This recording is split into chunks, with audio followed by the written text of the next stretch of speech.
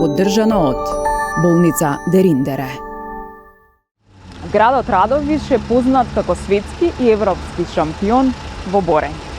А нашиот следен учесник можеме да констатираме дека е шампион во борбата наречена живот. ВИП на еден ден, денеска од Радовиш.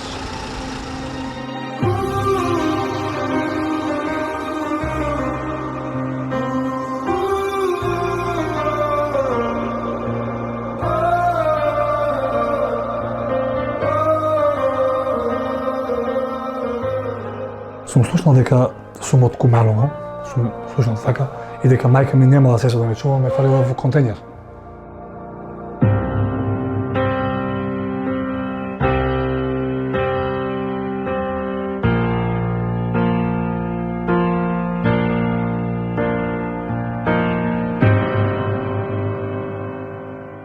И ме наоѓа тамо некој, ме носи во полиција и ме носат во домот.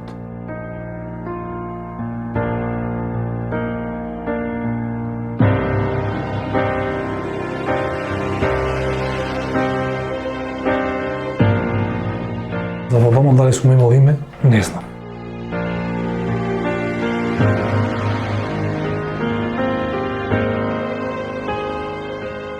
Добро, имаш ли некаков документ дека си посвоен? Не, немам ништо.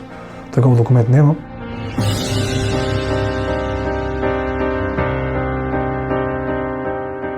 Избледени фотографии, сеќавања, трепетливи очиња, авторитативен татко, посветена мајка и едно насмеано дете.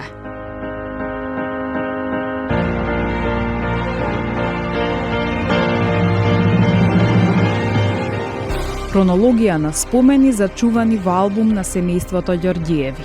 Ништо поразлично и ништо поинакво од вообичаените приказни за семејните албуми. Освен едно. Сигаш во малски деца и ти викаат, ти си пословен, ти си таков, ти си ваков, знаеш. Ова е приказна за едно момче, едно од многуте посвоени деца кои првата информација дека се различни ги ја дознаваат на улица. Ова е вистината на еден млад човек, вистина во која ќе се пронајдат многу посвоени деца. Соочување со приказните и предпоставките, немо талкање по вистината за биолошкото семејство, законски членови кои го лишат од секое право на вистината посвоеното дете, а над сето тоа огромна љубов и благодарност кон семејството во кое израснале. Се пријавив да кажам на децата кои се посвоени да ги сакаат родителите и никогаш да не се откажуваат од нив, дека тие родители се најдобри на светот и дека тие родители доневаат среќа, тие родители се како светци, бидејќи те зеле од домот, ти израснале, те пораснале, ти дале прав пат и ти дале да бидеш жив, ти даде шанса за да бидеш жив и нов почеток да имаш. Јас сум Ѓорѓиев Николче, од село Оровица Радовиш, посвоен од домот во Битола. Веќе 29 години живеам овде во Оровица. Живеам веќе и 20 години без мајка ми и 2 месеци без татко ми. 2 месеци од кога почина татко ми.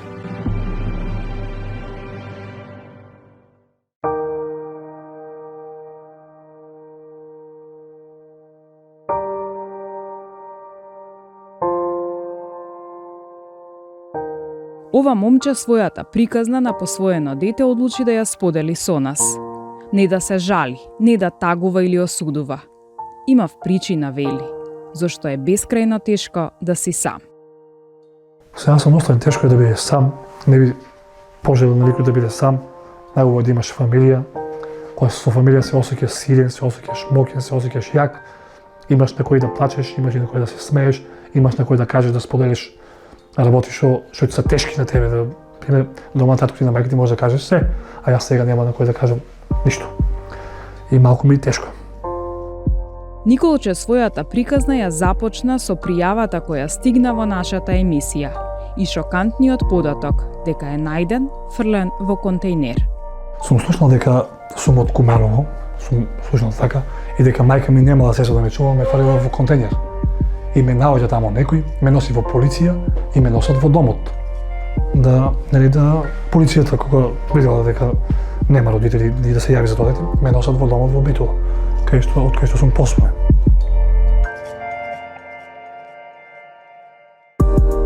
Знам дека баба ми кажуваше дека ме зел татко ме купил од домот од Битола, дал 30-40 марки, така ми кажува баба ми, па сега дали е точно тоа не знам.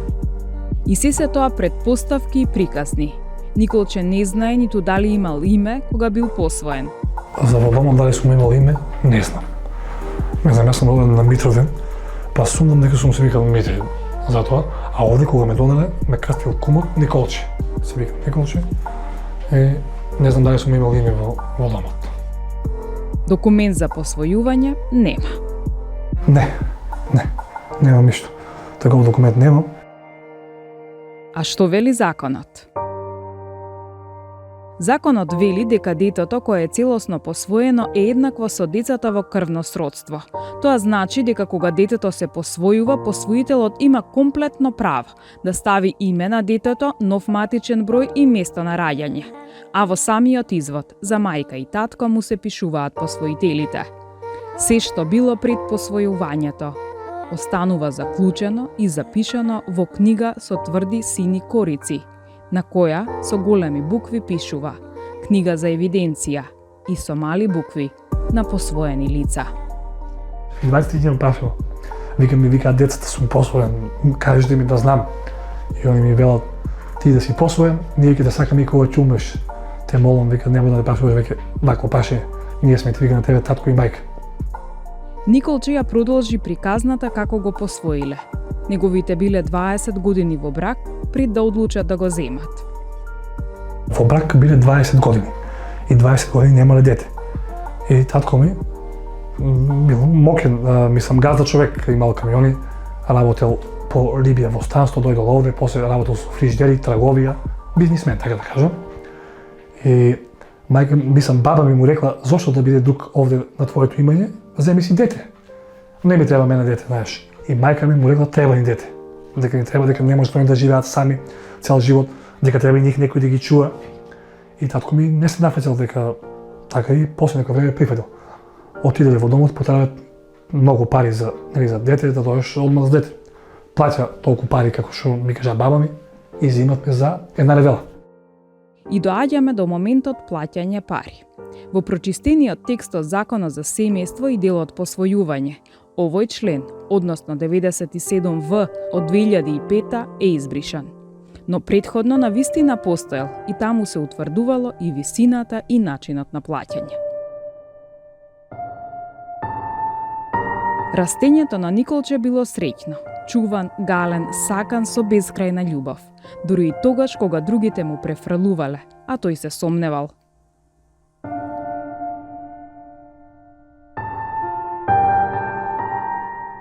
Од мали нозе сум разбрал дека сум посвоен, децата, знаеш, си играш во малски деца и ти викаат, ти си посвоен, ти си тако, ти си вако, знаеш. Ми е било криво да ти кажам, мислам, кога сум ми викале така, ама после со текот на времето кога видов колку ме сакаат родителите и колку ме ценат, колку ме поштуват, после сум знаел дека јас имам родители кои што ги нема никој.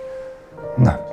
И затоа и не сум се после и лутел и сега кога ми кажат, тоа него ни сваќам како тоа за мен да се однесува, да знам кои се моите родители. И било убаво, растал со мајка и татко. Сите со убави планови за иднината и очекување на успесите на Николче. Ама судбината имала друг план. Биолошката го напуштила, а вистинската мајка ја одземала судбината. Многу лошо не го пишува, колку лошо ми падна, како да ми падна цела месечина, цело небо на рами, е толку тешко. Многу тешко бев научен со неа. Толку со татко ми не бе близко, татко ми водеше по кафани, не беше дома. Со неа повеќе. И знаеш како е. После од кога она почина, татко ми се затвори на цело. Од кога почина она се сменија и работите. Работите се сменија. Не бев толку како ти кажам, распуштен, да уживам, морав да работам повеќе. После татко ми се разболе од кила, добија кила, проблеми и он имаше и морав и јас да работам повеќе и повеќе и повеќе. И се тргнало надолу. Татко му се затворил, почнале да пропаѓаат и финансиски и емотивно. На 9 години Николче ја изгубил мајка му. Морал да работи и да се издржува себе си и татко си. Трпело и училиштето. Он се затвори, повлече се, на цело се повлече. Не беше тај тато. Јас не го познавах него таков да биде он озбилен, умишлен. Не. А он беше ладен човек. После, по смртта на мајка ми, многу работи се сменија. Знаеш како, нема, колку ти фали некој, знаеш како, тоа не се опишува, како да ти кажам, нема такова да го кажам. Се затвори, едноставно се затвори, дома не работеше ништо, се повлече од тоа, се што го работеше, што правеше, да бидеме повеќе и повеќе. И ми кажа дека мајка ми многу му фали и тоа му го нарушило и мирот и животот. Да. Но животот продолжил. Николче помагал, саделе тутун, продавале, работел и додатна работа. Работел и во странство, за да постигне да дигне куќа, да создаде дом за иднината. Со образование средно до втора година имам одено и се откажав од образованието. Немаше пари, не може да одиш на школа. Пропаднаваме, однемаваме. Тато заврши се тоа што го имаме, се што тако нормално, иначе бееме на дното, на морето, удавени.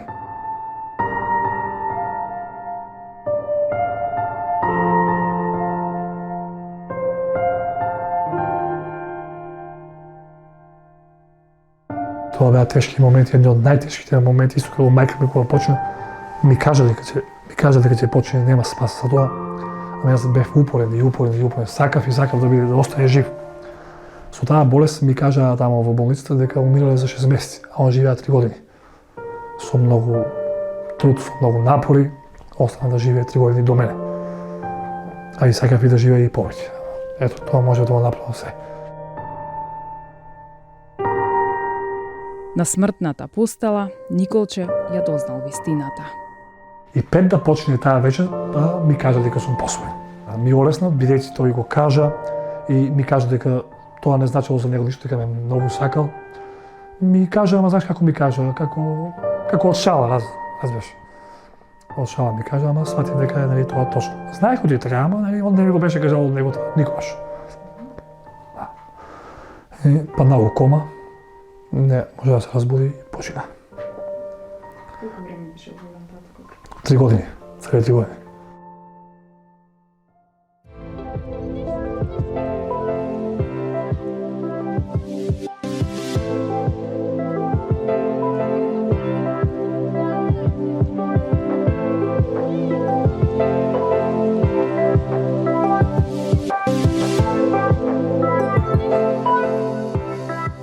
И сега, после 2 месеци, еве сме во неговиот дом. Ето така, официјално. Ајде, Добро, јас сум браво, Николче. јас сум Снежа. Добре те најдовме. Добро. Кај ти не уведеш сега? Овде. Неговата пријава некако се совпаѓа со неговото барање на биолошката мајка објавено низ групите за потрага и една приказна која го инспирирала да се пријави кај нас. Вели една од девојките која разбрала дека е посвоена ми кажа дека е лута и гневна, зошто не и кажале, па помислувала на најлошото, да крене рака на себе. Затоа одлучив јавно да зборувам. Сакаш овака благодарност, да ја правиме беседа како благодарност за нив? Како благодарност за нив и за децата кои се посвоени, сакам да кажам, да ги сакаат нивните родители кои ги посвоили. Без разлика колку и да се мокни, колку и да се богати. И да се сиромашни, само да се родители. Да имаш некој до тебе. А си размислува ли некогаш за мајка ти што те оставила за празната? Да. Сум размислувал и за она мајка која ме оставила. Сакам да ја запознавам, да видам која е. Каков човек што е родила. Само да ја запознавам, да знам кој сум и што сум, дали имам сестра или имам брат и тоа. Мајката што би рекол, би се љутел, би што? Не, нема зашто да се љутам. Значи, некој што те оставил, нема оправдание детето си го оставиш. Ни една мајка не треба детето си го остави, без разлика на проблемите. Значи, тоа не е оправдание да немам пари или немах екзистенција, не може да се чувам. Тоа како може да биде така, да ти каже примерете твојата мајка ти каже, нема пари, не можеш да чувам и фарли околу динјаро. Не можеш да така, нема на што да ги простам, как ќе ги простиш? Така да те прашам, имаш гнев или како се чувствуваш еве вака кога зборуваме за таа жена која што те Немам гнев. Немам. Ништо не би направил. Би пужил рака и неа, па ипак те родила, знаеш. Би им кажал здраво. Ама не може да ми биде никогаш мајка она. Мајка знам јас која ми име. Од сето она што го слушнавме, како да било предодредено Николче да остане сам во животот.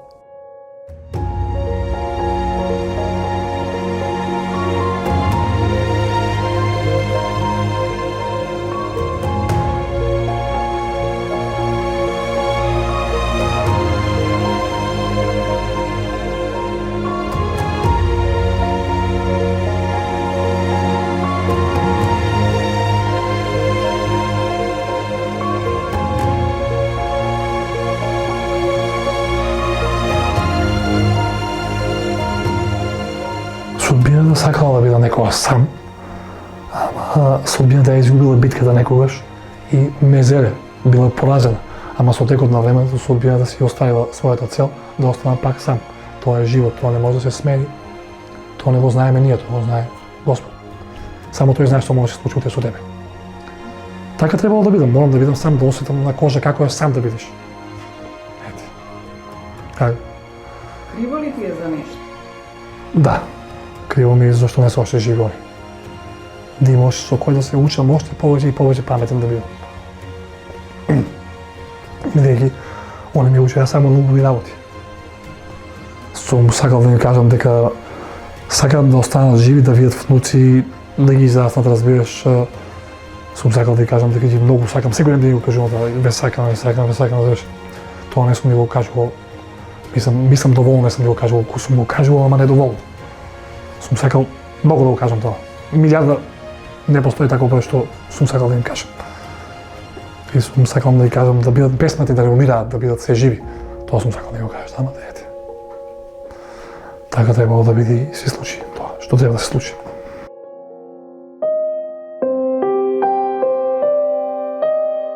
Нашиот муабет понатаму течеше за други теми.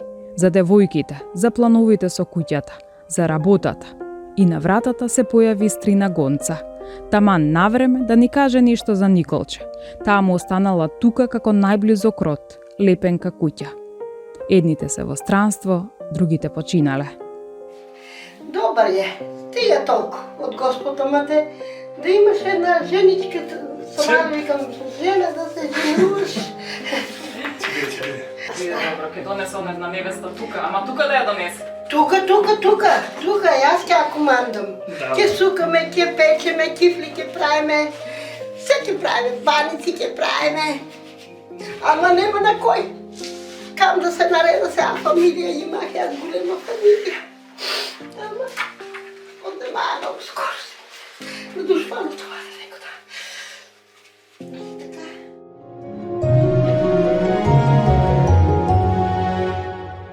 А кога бевме подготвени да си одиме, се појави тој.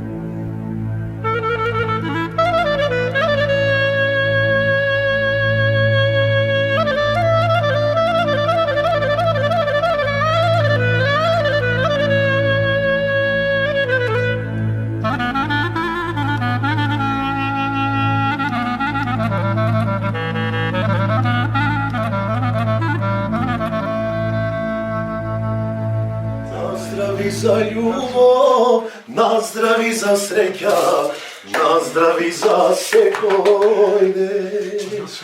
Животот е еден и тој не вреден, ако не го живееш. Како се, ја се. Добро. Јордан Митев, нашиот познат народен пејач, чие потекло е од соседното Радовишко село. Повикнавме со намера да внесеме малку ведрина во празната куќа на Николче, а и да повлече нога, како што рече Стрина му, за невеста. Ако некој те разочара, пријател или роднина. Како е? Добро е. Ја Јас видувалците многу патим, така толком близко. Не сум ти видел, не сум ти разговарал со вас, да сум баш и заборен. А сватила Информирам бев од екипата дека ќе имаш гости овде и задоволство ми е што ќе може да се дружиме. А што слушам нешто, треба и невеста да тера. Треба да Ќе најдеме што се да спишем олдост, да. Ќе дојдеш на еден од моите настапи. Да. Невести колку сакаш. Ги дали свери, така да Придружба. може и да напишеме јавен олдост тендер, јавна набавка. Да, сигурно. За добри луѓе секојаш ќе се најде. На Николче не му се веруваше дека вистинска вип личност му влегла дома, па неколку пати го допираше да се увери во истото. И знаемо што ти ми кажа, снети се така.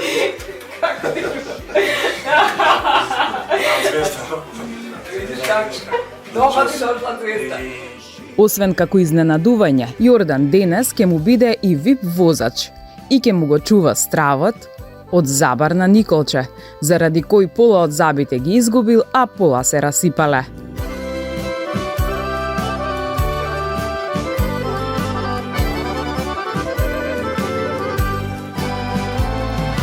Настрави за љубов, настрави за среќа, настрави за секој. Татко му со судни маки го носел на забар, а од страв Николче бегал низ вратата.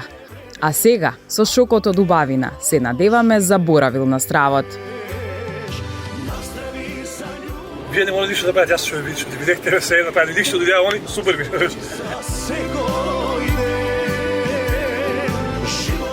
Радоста на Николче беше очигледна, а сега ќе одиме да ја поправиме и насмевката.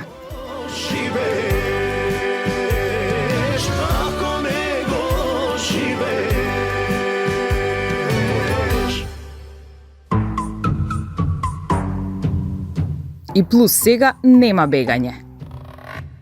Јас и Јордан ќе седиме пред врата за да го фатиме ако случајно избега. Тој од ништо нема страв, ни од тигар, ни од лав. Само нема див, штом го збрка мачо сив. И додека доктор Вирче го прегледува, со Јордан ги сумираме впечатоците од изненадувањето. Јас сум пријатно изненаден, навистина се види тоа дека човекот е среќен и тоа е едно чувство кое што не се купува со ништо материјално, кога на некој ќе биде израдуван со вашето присуство. И пак ќе кажам благодарејќи на вас и јас се надам дека Николче од оваа емисија ќе успее да има доста позитивни резултати за понатаму во животот, а јас, бидејќи сега сум повеќе запознат со неговиот случај, ќе се потрудам и јас да направам нешто повеќе освен денешното гостување во вашата емисија. Така да, мене ме радува што мојата музика ги радува доста луѓе, ме радува што Николче, без да знае дека ќе бидам денес присутен, тој вчера слушал моја музика. Така да јас, иако не сум физички присутен кај многу луѓе, сепак благодарејќи на денешната техника која што имаме, кај што секој има, така кажа, на телефон и интернет, а на интернет може да се најде мојата музика, значи на некој начин кај секого сум присутен индиректно со мојата мисла, со мојата песна. Кога нешто не оди, застани и насмеј се. Стравот кај Николче уште е тука, ама храбро се држи. А очигледно е и дека доктор Вирче придонесува за тој да го надмине стравот. А јас и Јордан заклучивме дека животот на вистина е еден, но не е вреден ако не знаеш да го живееш, како што е и во неговата песна. Настрави за љубов, настрави за среќа, настрави за секој ден. Животот е... Линијата помеѓу животот и смртта е многу тенка. Може би да биде една секунда или едно влакно, така кажано.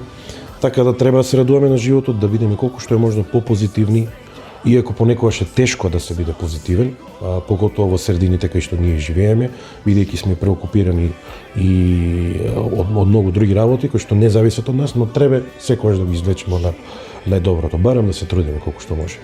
Пуштаме музика. Јордан Митев и онак све е многу полесно, нели? Да, така. Така, ти благодарам многу. Вчера имавме официјално интервју во ординација. Да, ми Не беше се плашиш чест. од забар уште тоа да прашам. Не се плашам, не, апсолутно. Како дете можеби, но не, редовно посетувам забар и им порачувам на сите колку што можат и колку што треба да посетуваат, ако не повеќе, барем еднаш годишно.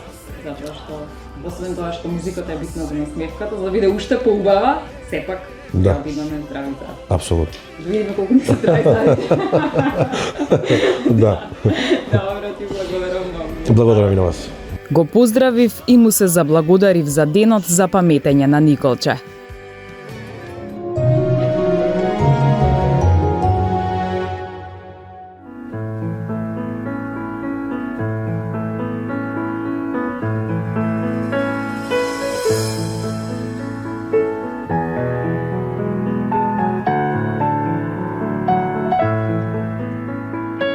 А сега е време да слушнеме каков е проблемот со забите на Николче.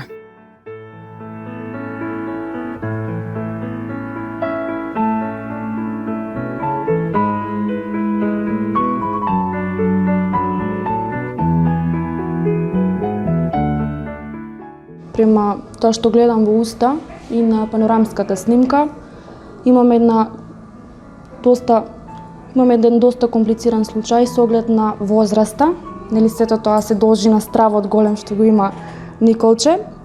Значи имаме како парцијална безавост. Исто така имаме радикси, што исто треба да ги екстрахираме. Некои заби доста кариозни лези, што исто така мислам дека треба да се екстрахираат, пак ќе провериме на снимката. И ќе добиеме една парцијална безавост која што најверојатно ќе ја третираме со фиксна надодградба. Мостова конструкција тоа би било целосно горе, за да добиеме нели тоа што сакаме. Убава насмевка за Николче. Откако ќе го надминеме целиот страв. Помина прегледот, Ке издржа. Ќе издржиш. А вадење на заби? Ке издржаш ќе бе. Мораме. Мораме. Мораме. Денеска можеме нешто да направиме? Како сакам. Може? Може, сакаш? Може. Јас Пора да направите еден колку да искарате. Не да извадиме. Може. Па подобро е да вадиме, да, за да малку... Може.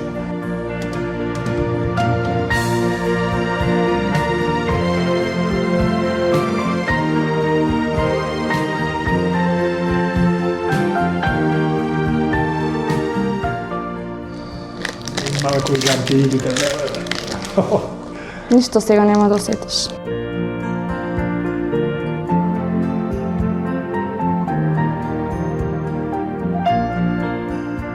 Значи, една гледама шоу, Војковци долу пред телевизор, кријато ти се буѓа на задното.